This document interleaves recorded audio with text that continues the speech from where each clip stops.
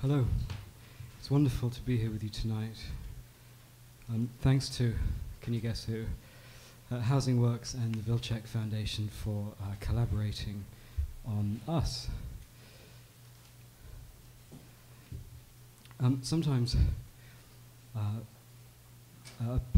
home isn't a place, but a person, and this is a story about that.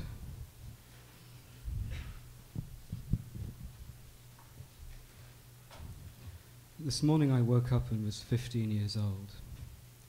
Each year is like putting a new coat over all the old ones. Sometimes I reach into the pockets of my childhood and pull things out. When Michel gets home from his shop, he said we're going out to celebrate, maybe to a movie or the McDonald's on Boulevard Voltaire. Michel is not my real father. He grew up in Paris and did a spell in prison. I think he was used to being alone, but we've lived together so long now I'm not sure he could survive without me. We live in Paris, and I think I was born here, but I may never know for sure. Everyone thinks I'm Chinese, and I look Chinese, but Michel says I'm more French than bred. It's the afternoon of my birthday, but still the morning of my life. I'm walking on the Pont des Arts. It's a small wooden bridge, and Americans sit in colourful knots drinking wine. Even though I'm only 15 and haven't had a girlfriend yet, I can tell who is in love with who when I look at people. A woman in a wheelchair is being pushed across the bridge by her husband. They're in love. Only the back wheels move across each plank. He tilts the chair toward him as though his body is drinking from hers. I wish he could see her face. She clings to a small cloud of tissue. They look Eastern European. I can tell this because they're well dressed, but their clothes are years out of style.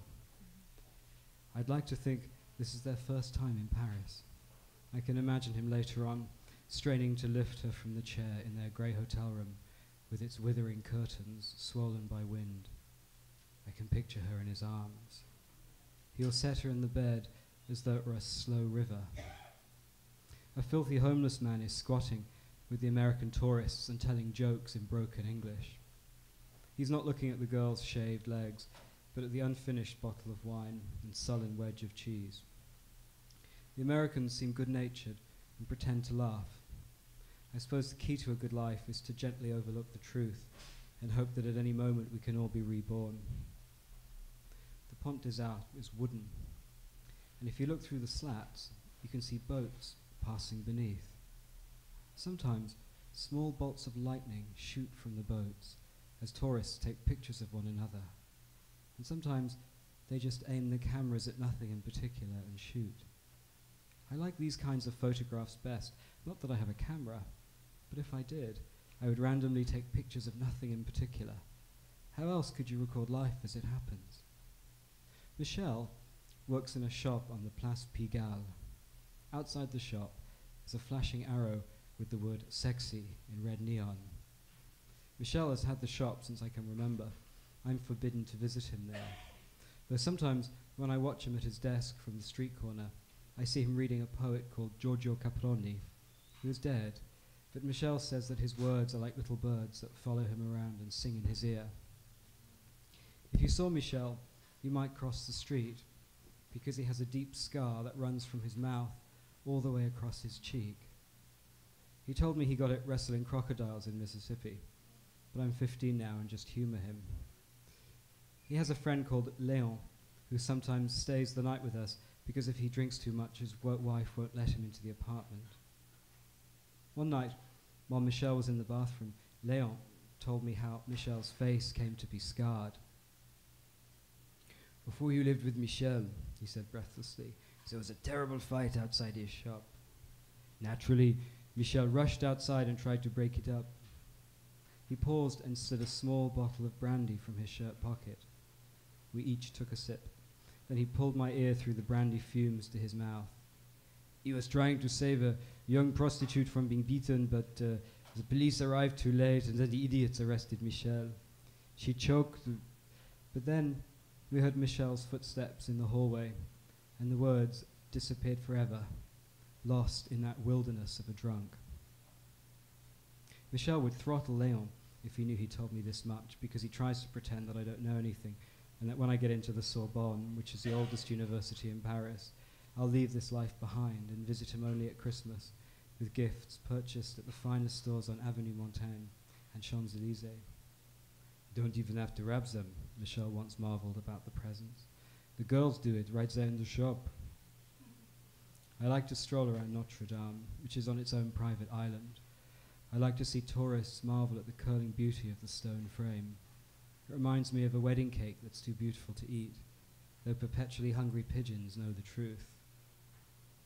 Hundreds of them drip from the dirty white ledges, pecking at the marble with their brittle beaks.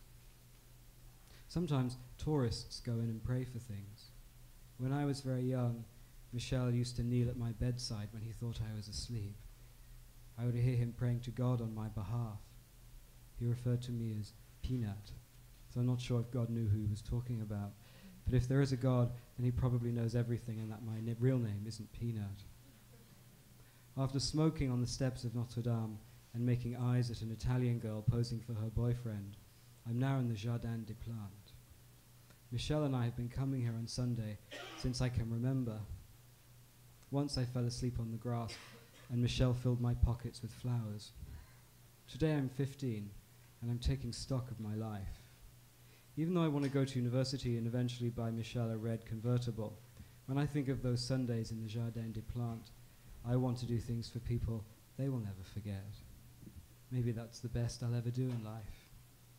It's cloudy, but flowers have burst open. It's amazing how they contain all that colour within such thin, withering segments. Michel's shop sells videos and now DVDs of mostly naked women having sex with everything. Michel said that sex is sometimes different from love, and he never brings anything home. He said that what happens on the Pigalle stays on the Pigalle. Sometimes, when I watch him from the street, prostitutes walk by and ask me if I'm okay. I tell them I have a friend in the industry, and they laugh and offer me cigarettes. I'm friends with one prostitute in particular. Her name is Sandrine, and she says she's old enough to be my grandmother. She wears a shiny plastic skirt. I can't stand in the doorway with her because it's bad for business. She knows Michel and told me that he was once in love with one of the girls, but that nothing ever came of it. I tried to get the name of the girl when I was 12, hoping that I could bring them together. But Sandrine took my head in her hands and very told me that the girl was no more. I'd like to know more about this girl, though, because Michel has never had a girlfriend, and so she must have been someone so very special. Sandrine sometimes buys me a book and leaves it with one of the other girls if she's working.